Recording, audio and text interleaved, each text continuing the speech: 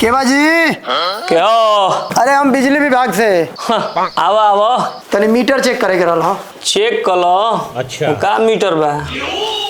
आइल बड़ा metre check करे, लाइन छांटने के रह। रितेश सिंह। अरे यार तो लाइटिए कट गई। का जी?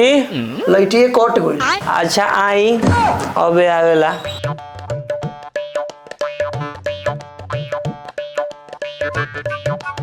कुर्सी ले आई बैठो। ना ना ठीक बा।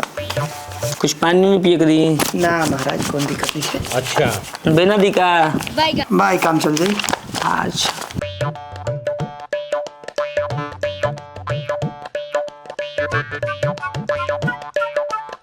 हाँ आ गई। ठीक है। चलो मोबाइल चार्ज करें। ला फिर भाग गई। भाग गई। गर्मी से एकदम परेशान हो गई भैया। अच्छा बताओ समझ गया। तू आधा एक घंटा में परेशान हो गई लो।